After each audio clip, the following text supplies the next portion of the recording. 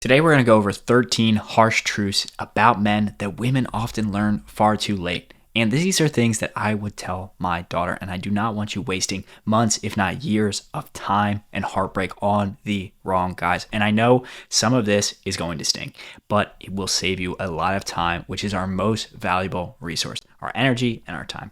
So I want to preface this by saying this is not all men, but this is a lot of guys. So again, caveat this. And I will try to put in caveats because my goal is not to make you dislike men. Of course, I love men. Men are my friends. I've grown up with them, but you just need to watch out for some of these things because it will be super helpful. So let's talk about truth number one is they treat you based on your perceived value. And I'll do a little drawing here as well. And I know a lot of that will come off as obvious, but if a guy sees you as a diamond versus he sees you as a regular stone, he's going to treat you completely differently. So a man treats you according to the value he sees in you. If he believes you're the most wonderful woman on the face of the earth, he's going to give you his dedication and devotion. And this is why the same man can be absolutely horrendous to one woman and can be like a saint to another woman. It's just literally his perception of your value oftentimes. Of course, there's manipulators and narcissists, and they're not going to be good to anyone. But a lot of times, everyone is a villain in somebody else's story a lot of times. So if it seems confusing and inconsistent, it's because his intentions for you are largely based on how he sees you. If he sees you as like a high classy woman, he's not going to do as much as if he feels like he can kind of get away with things. And this is why I often recommend people date within social circles so that there's some form of accountability in there. So if he does you dirty, he's going to have to speak to somebody. So when somebody believes that they found a diamond, they don't treat it like some regular stone. They don't just like, oh, let me just toss it back in the rocks, I guess. But remember, this has nothing to do with your actual worth. This is about his perception of your worth, and we can absolutely change that. So number two, let's talk about they keep you around. Ooh, I hate this one. They keep you around even if they don't like you. They keep you doesn't mean they like you. Because a lot of times, guys, when they're on their come up, if you're convenient and unfortunately, sorry to be crass here, you give it up easily, they'll keep you around even if they don't like you. They'll be like, I know a guy who once described a girl, it was horrible because somebody else overheard it. He said, she's kind of dumb, but she's also kind of convenient. I got nothing better going right now. And you're just like, oh, that hurts. So you do not want to be a placeholder for him. Easy access does not necessarily mean that you got his respect. You might have his attention for the moment, but just know that a lot of guys, if you do not fit what they view their future partner as, like class-wise, cultural-wise, they are viewing you as a placeholder. And they're not keeping you because you're special. They're oftentimes keeping you because they can't do any better. And truth number three, and this one, I'm sorry, these are all going to be kind of harsh. I apologize. Remember, not all guys, but a lot of them, they don't care about you being nice. They don't care about you being nice. Now, for guys, being nice is table stakes, right? Right? Being nice is like bare minimum if we were using internet language. Bare min is the bare minimum. So it's expected. It's not necessarily attractive. When a man when they break up with you, that's when you hear they're nice. Oh, she was such a good woman, but she's going to be great for somebody else. When he says, I love you on his wedding vows, he's not saying she's the nicest woman I've ever met. He might say that, but that's not the core reason why he's marrying that woman.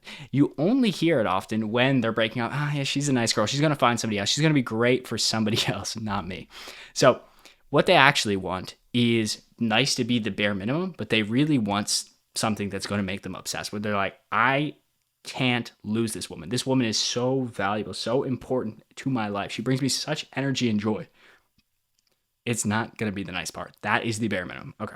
So they don't just care about you being nice. Like that's the bare minimum.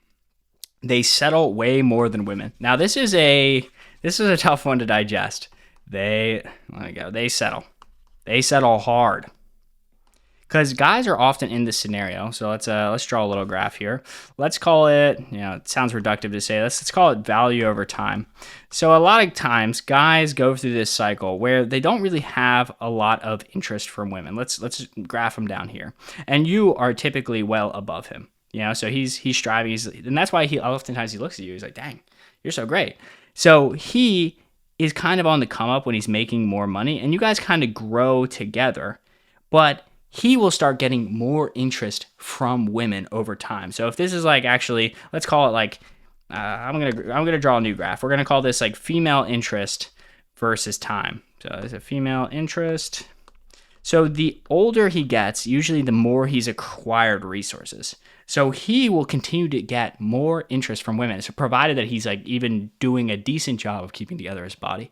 So you caught him at a time when he didn't have as many options as he does later on in life, and you gotta that's why we always have to continue to invest in ourselves. Guys will always settle for women that are good enough just because they think, hey, if I'm able to come up, if I'm able to improve myself, I can often swap her out. And we see this with a lot of very rich, successful guys. So again, this is not all guys. If they have a religious obligation, like my dad and my mom stuck together forever, I'd say like, they're such a loving couple, and that's very common in my community, but I've seen it a lot when I used to live in Miami, when I used to live in Colombia. It's common. So ask most guys, and this is another thing, is ask most guys what they want in a woman. Pretty, she's smart, good body. They don't have this long, exhaustive list. Guys they really aren't thinking that much about their spouse, which is kind of crazy. If I talk to many of my female clients, they have very detailed lists. And men, it's just like, hey, if you're attractive and available, that checks a lot of their boxes. This is actually why guys often say, I love you first in a relationship, because guys have way less criteria for what makes a good relationship. They're honestly, guys are way more superficial about love because they only care about a few traits, whereas women have a much broader orientation about what makes a man attractive, wholesome, and great. Again, not trying to bash guys here. And this is why they stay in relationships they're not necessarily happy in, so long as they're like comfortable and the intimacy is still there. So they're like, why leave? All right, let's get into some other ones. All right, number 5 is an insecure man, and this is so important. An insecure man will try to knock you down a peg. So they call this mate guarding in evo-psych, evolutionary psychologists. So essentially, if a guy views you as much better than him, like higher up on the totem pole, what a guy will do is he will try to reduce your value. So if you watch like male dating videos, they'll recommend this thing called push-pull. And push-pull is a way that they essentially like push you away and pull you in. It's kind of to create this emotional variability. Like if we were to draw an emotion over time graph, it's very up and down. And this creates that effect of like, oh, does he like me? Does he not like me? And what insecure guys will do is they will try to, they call it negging, they will try to essentially insult you in a very subtle way that's not really an insult. Like, I usually don't go for tall girls. There are better examples than that, but they'll try to subtly reduce your perceived value, because the more he can bring you down to his level, the more you won't go looking for somebody else. So if you're charismatic, you have great friends, this kind of person will try to isolate you and make you codependent, boring, and then he'll say, oh, yeah, he kind of lost his attraction for you. Because a person that drains your energy, a person that dims your light, will ultimately leave you, because they'll drain you of your energy. They'll make you less healthy. They'll make you less wealthy. They'll make you less wise. They'll make you less of everything. And then he'll turn around and be like, there's no more energy I can suck out of this woman. Let me leave her. And you have to watch out for it. Again, that's a very manipulative thing, but you have to watch out if this guy is constantly, trying to isolate you from your friends and family, if he's trying to, denigrate your looks or taking insecurities that you have and throwing them back on you, especially in arguments. That is it's even worse than a red flag. It's a deal breaker. So watch out for that. So remember, do not let anyone mold you into a version of yourself that is actively worse. You see these pictures online of like women that glow up post-relationship, like when they're in the relationship, the picture is them like not looking so healthy, and then the breakup happens and they just completely glow up because that guy was sucking out their energy, and not in a fun way, if you catch my drift. And number 6 is they transform after wealth. And again, I'd like to caveat this one. Guys, transform after wealth. Transform after wealth. Okay, so one thing here is it's not that the money changes them. Money does not change people. Money amplifies who a person is. So if your guy was, kind of narcissistic, kind of denigrated a lot of people, or was kind of like a bad guy, or like a not so nice guy, even if they were just slightly a not so nice guy, what happens is money amplifies this. So when they start getting serious money around the ages of 40 and 50, they suddenly start getting attention from women that they might not have noticed. So if they're a super lustful guy, there's a good chance that they will actually act on it. If they're a certain, like if they're a meanie pants. I don't want to say any naughty words on YouTube. They will become a super meanie pants. They're like, it is an amplifier. If somebody is super charitable, you give them a bunch of money, they're going to become even more charitable. So again, money is not wrong. I love money. Money is an amplifier of who you already are. Because if you see somebody become absolutely reckless with their life when they get money, they were reckless before. They just didn't have the funding to do it. So again, I will caveat this one that money does not fundamentally change a person. It only amplifies who they already are. So there are many signs that a person would not be loyal, would not be a good person if you were to give them a bunch of money. So that's a good thought experiment. Actually, a great question I love to ask people on dates, and I always give this to my clients, is, if you were to win, a lottery of $5 million, what would you do? If his answer is like, oh, I'd buy my mom a beach house, I would donate to this charity, I'd pay off my friend's debt, and then I would reinvest it in my company. That is an amazing answer that gives you so much information. If he's like, yeah, I'd buy a sports car, I'd move to Miami, and I'd probably fly private a lot more.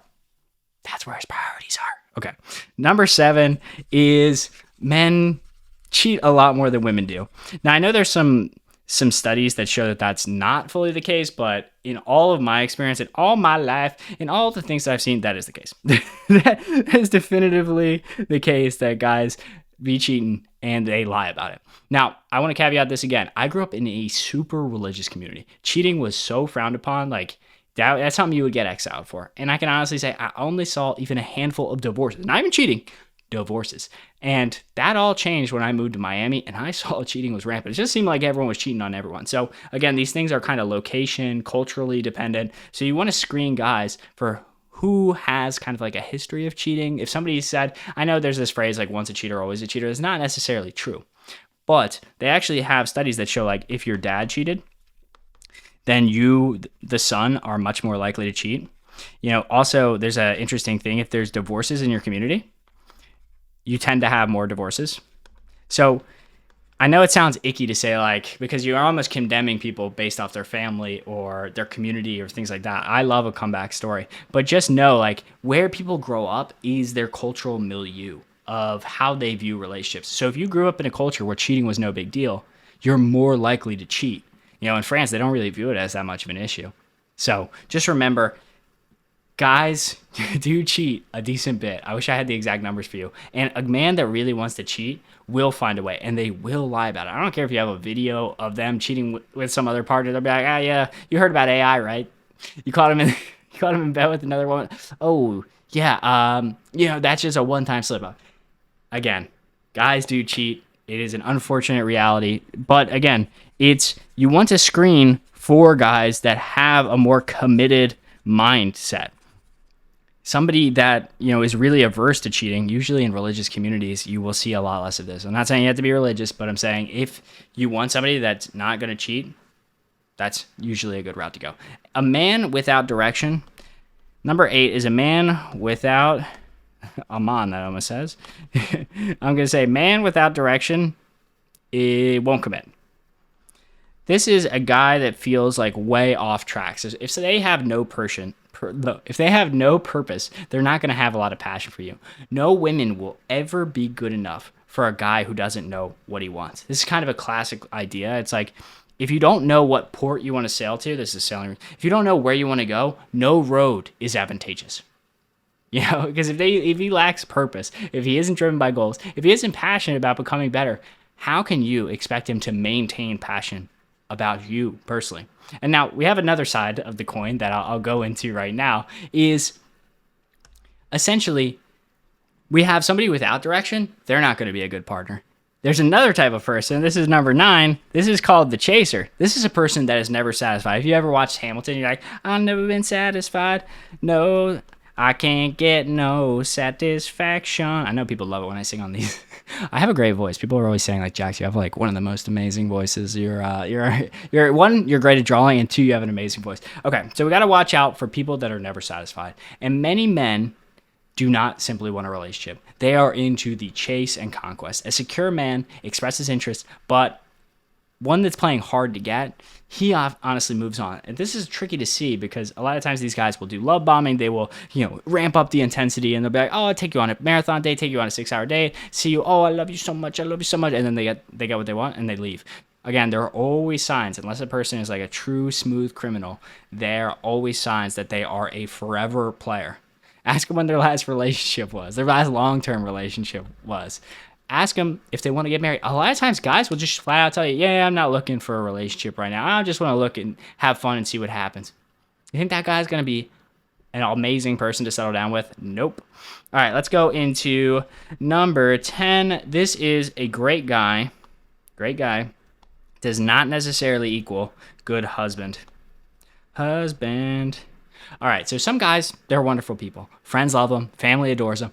But being a great husband is different. Husband qualities, communication skills, ability to compromise, commitment to nurturing the relationship, continuing to pursue you. You know, a relationship is committing to one another every single day. And of course, there are hard days. Some days are a lot harder and some days are easier than others. But a great friend does not equal a great partner. You need multiple forms of compatibility. We talk about 5 compatibility pillars on this channel. You know, we got emotional, we got financial, we got spiritual, we got, what am I missing here? We got emotional, financial, spiritual. We've of course got physical. And for some reason I am forgetting one of them, but that's fine. You guys can check out my other videos. Number 11, men appear to move on instantly. And there's a reason for this. Actually, they show that in studies, men do not move on instantly, but it's only if the guy breaks off the relationship. And trust me, if the guy breaks off a relationship, he's been thinking about it for a lot longer than the 3 days before it happened. He's probably been thinking about it months ahead of time. And they will be moving on fastly. They will be on the dating apps. They will be starting to post stories on Instagram. Like, guys, unfortunately, when they're out of a relationship, they're out of a relationship. And this will hurt because you're like, whoa, did that relationship mean nothing to you? No, it's actually that 2 to 3 months prior, if not before, he was done. He was done with it. So when he finally got out of it, he finally got the courage to tell you he's out. He's really out. And the best thing that you can do in this scenario is really just to do a digital, mental, physical cleanup. You know, if you guys share a dog, the dog's either yours or his. Like, you guys need to decide that fast. Move on quickly, get him out of your life, because it's time to start focusing on healing. And you, like, looking at his Instagram and looking at the things he's doing is just gonna, you know, put salt in the wound, so to speak. All right, let's get into number 12. Number 12 is they value freedom above everything. You talk to guys, they love freedom. And so this is why we cannot corner them into a commitment. So men feel that they need to be able to leave in order to feel safe. He needs to be able to walk in a movie theater and see that there's an exit sign. And that, even though the movie is so captivating, he needs to know that he could be able to walk out. And if he feels that power is being taken away from him, like if you start giving him ultimatums to commit, that is going to be very difficult. He needs to feel like he's committing on his timeline. Again, men do not commit to women they like. They don't commit to women they feel like they're being forced into a relationship or they're on their own timeline. They need to feel like it was their own idea. So we talk a little bit about on the channel about how to do that and how to structure those talks. Check out some of my other videos. Let's talk about truth number 13. Number 13 is mixed signals do not mean that they like you. When a man likes you, when a man really has burning desire for you, he's going to give you fast replies, consistent effort, clear intentions. Mixed signals, they aren't mysterious. Mixed is not mysterious. That is clear to me. I know it's difficult. I speak the male language. They're sending a clear message that you are not a priority. I have friends that run crazy big companies that would blow people's minds, like literally producing billions of dollars in revenue, and they get back to their spouse pretty dang quickly. Truth number 14, like even the president is going to get back to his wife super fast. Maybe not this active president, but most presidents. Number 14 is they judge your past, but they won't admit to it. And this is why there's a certain kind of discourse going on online where guys think, oh, body count, body count, body count. Again, guys do care about this, and you want to be kind of selective about how you frame your past. So most men say they want you to be honest about sharing all of your past details, but when you share too much details, like that's going to cause friction. Do not talk about the crazy phone party or anything like that. Like, of course, you don't want to lie, but you do not need to share all of the details, because it's kind of like looking through somebody's phone. If you look long enough, you're always going to find something to be upset about it. And a guy that has really done the emotional work will not care as much. But let's be honest, ladies, you know this, I know this. A lot of guys ain't putting in that emotional work to really be able to hear things like that. So don't volunteer explicit details about your past to make them jealous. That really only will fuel toxicity. Honesty versus unnecessary. Honesty, good, versus unnecessary descriptions. No guy wants that. They don't want to hear about it. They might ask about it, but it's a trick. It's a trap. Okay, so I'm sure some of these truths probably stung, but now you have the information to protect yourself, have good relationships with committed guys, not be giving them the ick here. So here's a quick action plan. Of course, you want to set boundaries early with men. You need to train them on how to treat you from day one. Stick to your word. If you say no, it means no. Don't let you put in this frame where he can just like smooth talk his way out of you. Watch his actions, ignore his words. What he says matters. Watch for his consistency. When he says something, does he actually do it? Watch out for that. And do not settle for confusion. Clear interest is obvious. Guys do not wait a very long time to tell you that they like you and that they want to lock you down. A guy that really doesn't like you that much doesn't want to lock you down, wants to keep his options open. Finally, build your own life. I don't want to sound pessimistic, but there are some bad guys out there, and sometimes they can be quite good at masking their intentions. Or sometimes when we're just in the relationship, it's difficult to see these things. That's why it's helpful to have a community of women like we have. Join it, link in the description to join our community, because we can provide you external look into your relationship. You've probably seen this in the past where your girlfriend's able to be like, that is a toxic relationship, and you can't see it because you're in it. So come join the community, and remember, you deserve someone who chooses you clearly, consistently, and enthusiastically. Do not settle for less. I love you. Ciao.